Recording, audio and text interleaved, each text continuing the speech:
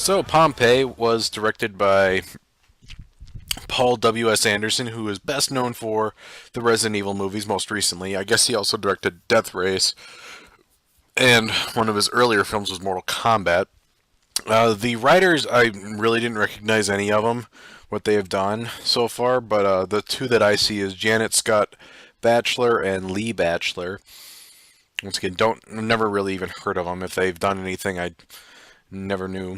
Okay, so some of the notable actors that that some of you might know. Kit Harington from Game of Thrones plays our main character Milo. Carrie Ann Moss got second billing somehow as er- Aurelia.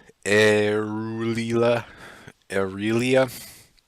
Emily Browning plays Cassia, and I wish I could pronounce this guy's name, and I know I'm gonna just butcher it, but Adwale Akinoi Agbaj. He plays Atticus, and I'm sure I just butchered the crap out of the name, and I hopefully didn't offend any fans, but I'll just say right now, Atticus is the best part about this film, hands down.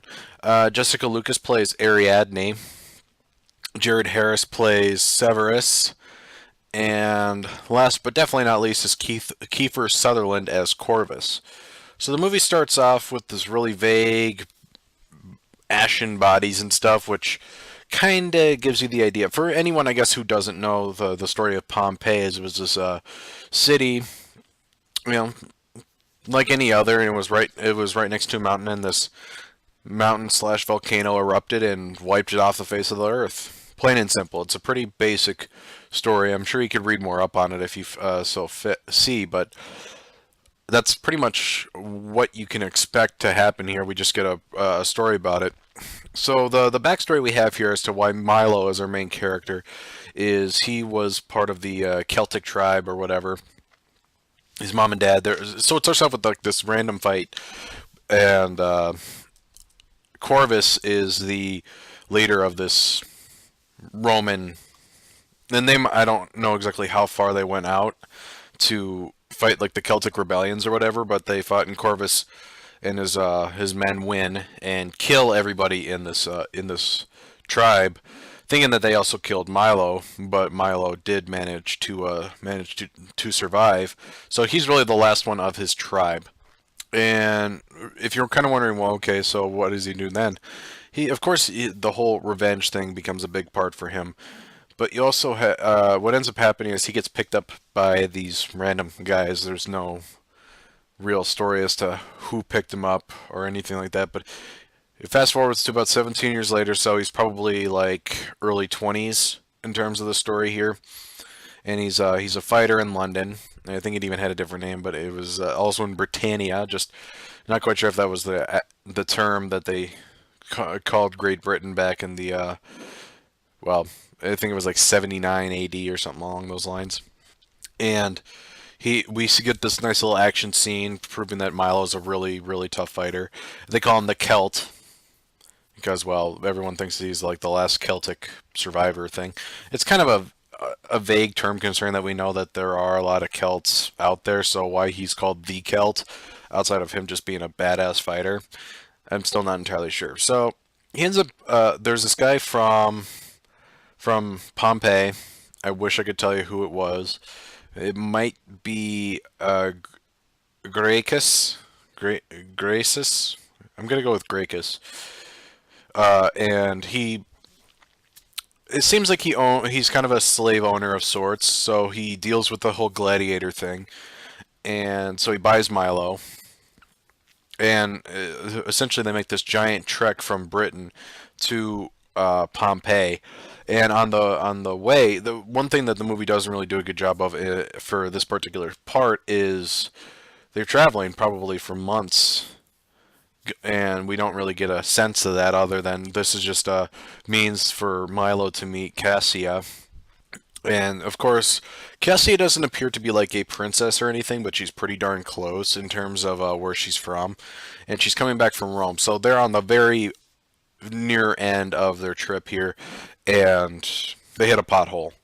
So it ends up breaking like one of the horse's legs, which causes Milo to be like, "Hey, I can talk to horse." So he's kind of a horse whisperer of sorts, and asks to help out the horse, and he ends up killing it because it has a broken leg, or yeah, I think it was broken leg or broken something. It was broken something, and so he kills the horse as just kind of just to be merciful to it, because it's like either it's gonna wail in pain or he kills it. And so he knows.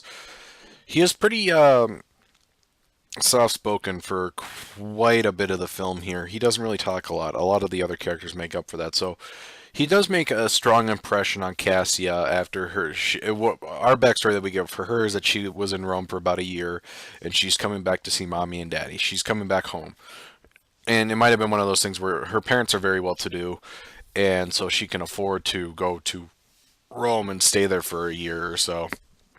Why we don't get any real explanation for that. There's one. That's another thing that kind of is detrimental to the film, is that we get very basic, bare bones story. We don't get much of backstory at all with these characters, if any. Like some of the characters, we get no information whatsoever.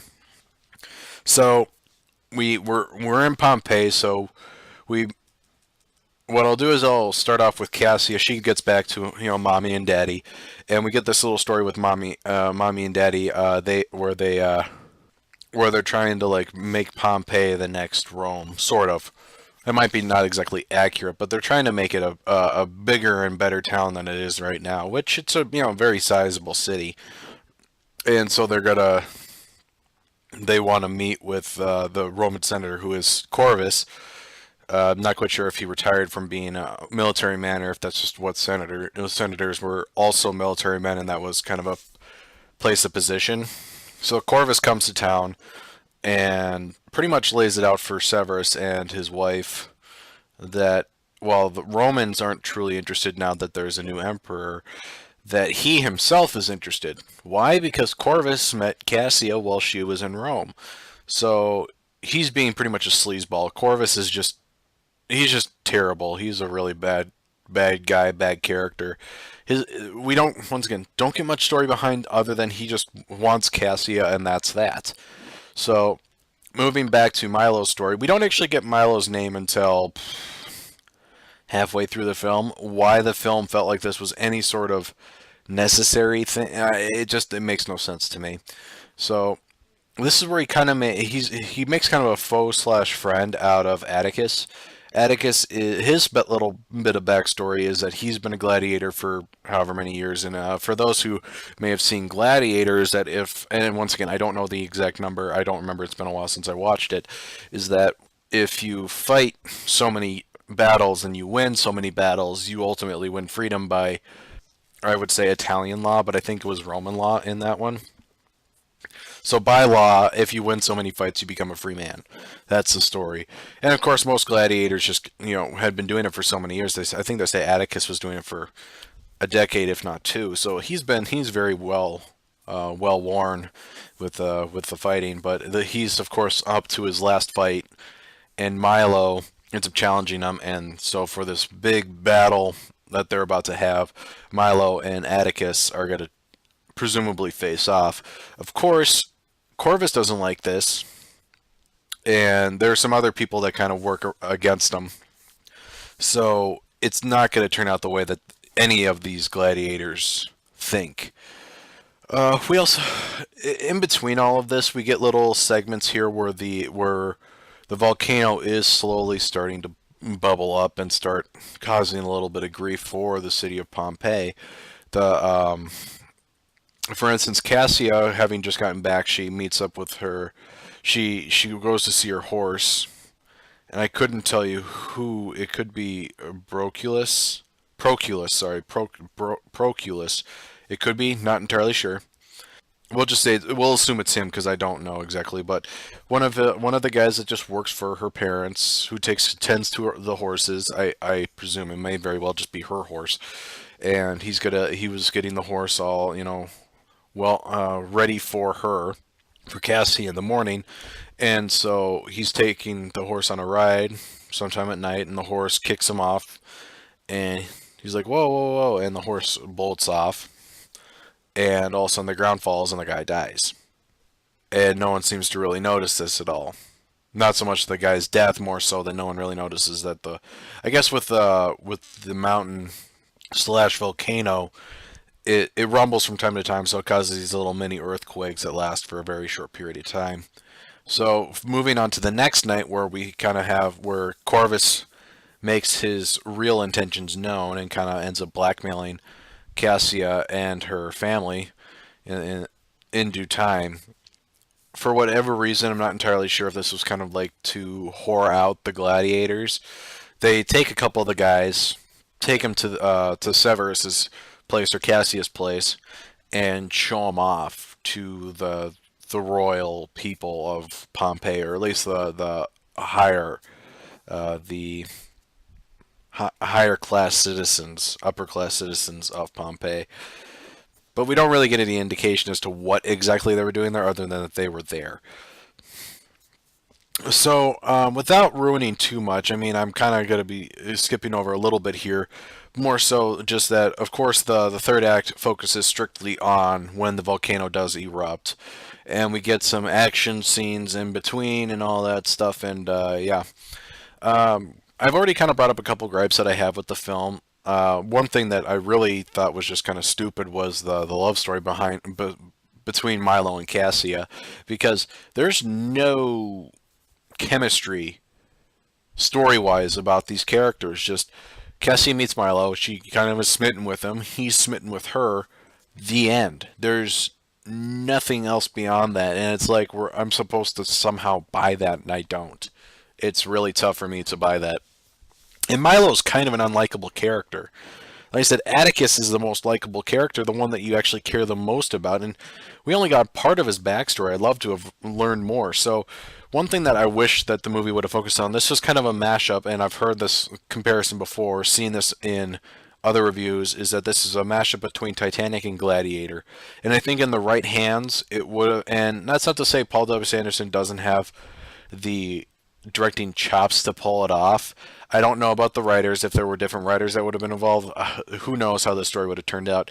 But I feel like when I was watching this film, I've seen the devastation. I'm like, this could have been done better. The whole time, this could have been done better. Just watching the volcano kind of shoot out the little rocks and stuff at, it's just, when you're watching these epic movies like Titanic, like Troy, you get that epic feel. It felt epic, and I don't get that vibe with this movie. Like, even when the volcano erupts, which is admittedly definitely a high point for the film, it's really tough for me to, when I'm thinking this could have been done better, that's not a good sign. So I'm trying to think of if there's anything really anything else that I could really bring up that I haven't already. And if you're wondering, like, if did I have a favorite? Oh, I almost forgot the one, the funniest thing ever, and actually a couple people were laughing at it as well. There's a scene right before the gladiators are about to take the stage where they're trying to honor Corvus with his defeating, because it's like the 20th anniversary of him defeating the Celtic rebellion or whatever, and they're wearing these weird goofy masks and doing weird hand signs and stuff, and it's hilarious. It's so stupid. And I realized that they were trying to pay homage to Corvus, but it's so stupid. It's hilarious. You see it and you're just like, this is so dumb. This is so dumb. It's definitely like one of those things that you're going to remember because that particular segment was so stupid. Yeah, I think I kind of get the point across. Before I forget, the 3D, largely ineffective. It's there, but it and from time to time, I honestly thought there was someone with a laser pointer in the film or in the theater, but no, that's just the ashes and stuff like that, and that's where that's coming from. So, don't think anyone has a laser pointer. It's probably the movie. So, all in all, I mean, the best way I can describe it is it could have been better. It has the love story, which no one really cares about, and you're really rooting for Atticus more than you are anybody else, because, like I said, Milo's generally unlikable just because of his story. Having a revenge story is fine, but his character has very little redeeming qualities other than he can kick some ass. That's his redeeming factor. That's it. So it's not. I don't blame Kit Harington for it. It was story, and like I said, I was surprised that Carrie Ann Moss got second billing considering how her role was like into what, three, maybe four scenes. It was pretty small. So All in all, I mean the third act does save it a little bit because you got the action. People are running around. Oh my God, the city's burning. It makes for a more interesting film, but it can't make up for the other two acts. So I'm gonna give Pompeii a 2.5 out of 5.